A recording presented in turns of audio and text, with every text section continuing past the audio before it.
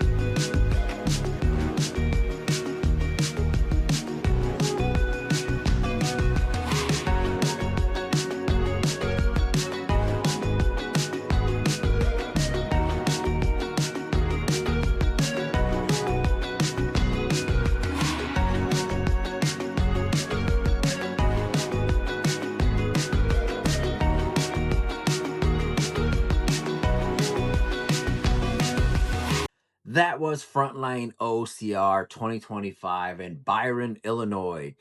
Thanks for sticking around and watching the whole thing, guys. What I'm going to do now is go over my thoughts and information for you all. So, in case you've thought about signing up for this race, but you haven't yet, I'm going to give you some info that'll just help you just go ahead and just sign up for it. All right. Like I said, takes place in Byron, Illinois. So in relation to the airport, it's about 86 miles away from the airport. The easiest way that I've done this is my second year doing this thing, is I always stay this year I stayed in Rockford, Illinois. So it's about, it's about the halfway point between the airport and the venue. So that way, the day of the race, I'm not driving an hour to get there, or and vice versa. When it's time to go back to the airport, I'm not driving an hour to the airport just to get there and everything. So I stay, roughly about 40 to 50 miles away from the airport. So it only puts me about, a 30-minute drive from the venue, which is about perfect. This race takes place at Byron Motorsports Park. So it's a motocross facility, and it's pretty big, and you do run on the course a couple times. They did it last year, and this year they did it a little bit, and you can feel that course because, man, it is packed in some areas and fluffy in other areas. But we'll get into the terrain in just a little bit. The very first thing I always tell people is parking. Plenty of parking at this facility. I believe it was $10 cash when you get there. You just pay the person when you get there, and they just direct you to where to go park. Like I've said in all of my other videos, I always like signing up in the competitive elite waves because that's, one, you're there early before the obstacles get, just bogged down with a bunch of people trying to do the obstacles. And two, it guarantees great parking. As usual, I parked and the front entrance was right there. So I didn't have, I didn't have to lug my equipment to and from. I was able to just literally get dressed, walk right to the start line, and when I was done, the car was right there. And have to, go down into the woods to find my car. So but even if you sign up for the more open waves, plenty of parking everywhere. I mean, it's a motocross facility, so they need space for RVs and all that. So plenty of parking. That's never an issue at this facility. When you get there, you go get checked in, and it's very, very quick. The tent is very well labeled. Check in. You go in there, you give your name, and they issue you your chip, which was different. Last year they did the anklet timing chip. This year they just give you the little chip and a couple of zip ties to tie to your um to your shoelace, which made me want to put some nail clippers in my bag so that way I can clip off the excess so the tie wasn't kept hitting my foot. Just a little thing that just bothered me the whole race, but you live and learn. That's why you do these things. So yeah, check-in is very, very quick. There's never a line, especially when you get there early enough. And they always say get there an hour and a half before your race, to account for those possibly long lines when you check in. So, check in is never an issue. The venue itself, man, the venue is always there's so much energy at this facility, man. I love going to this race. Like I said, this is my second year doing it, and the energy is always awesome. They got music going nonstop, plenty of vendors from shirts to coffee to, the local beers there, a couple of food trucks. So when you're done running, you can grab a beer if you want, and something to eat, and just kind of chill out there the rest of the time while other people are running. So you can kind of hang out and watch people do obstacles. And so it's always fun. That I love that venue and just the energy that it has there. And what's really cool about this is that, when you doing the opening wave and whatnot, they always, because the Frontline honors first responders and military, so they always do the morning colors. And this year it was the Marines that were presenting the colors, and so it's just always cool to just be there amongst other fellow military veterans, EMT officers, and all that stuff, along with other regular civilian people. So it's always cool. This race is so much fun. And as you saw, the terrain is pretty tricky. There's some technical stuff, as you saw watching this video, as well as hills galore. And so that's what makes this race so much fun. There's the hill climbs, and then you got to drop down into little ravines, open grassy areas, along with a lot of wood scenery, which I always love. And this venue it's a really pretty venue, as you saw while you're watching the video. And another cool side note, as I was running, I actually ran into a couple of you who actually watched last year's video, and they were cool enough to say, "Hey, I watched your video before I came out here, and it helped me prepare for this thing because this is my first time." So this is cool. I was really, had a little smile on my face that these videos actually make it to some people, and some of you actually recognize me. So to those of you that saw me out there, thank you very much for watching the last year's video, and hopefully you're watching this one to get ready for next year. And hey, don't if you've seen me before out there, don't be afraid or shy to come say hi. I'm just a regular old guy just making some videos and running races alongside you guys. I almost messed up when I was getting ready to post this thing. I'm glad I was proofing this video because I realized I left out probably one of the most important parts of this whole video. We didn't talk about the swag. So let's look at it. First off, the shirt. Big thing, it's not black. It's blue. Let's show that right there. Love the design. Frontline OCR right there. Awesome. Awesome, comfortable shirt. The sleeves right here, so you can see what the sleeve looks like. I like how they don't leave anything out right here. Can you see that? You see that? Yeah. On the other side, they got the flag on this one. Hopefully you can see that. You see that? Kind of, sort of, not really. Of course, the back has all the sponsors. Earn it. Awesomeness, awesomeness. And of course, the thing that we do this for, the medal. Love their medals, man. They put so much design into this thing. Look at that. Put that up close. You can see that thing. How cool is that, huh? Nice and sturdy. Love the lanyard. Of course, the 10th wave, they were honoring the Navy, which my nephew's in the Navy. Go Navy. Nice, sturdy, awesome. Love this thing. That's why we do it, for the cool looking medal. I'm glad I didn't leave this part out in the video. I would have maybe lost some subscribers. But that's all I got for this video for this race. The next one coming up is a really cool video that I cannot wait to share with you guys. But subscribe to this thing if you're new, share this thing, all the good stuff. So until next time, everyone, keep training, and I'll see you out on the course. Take care, guys.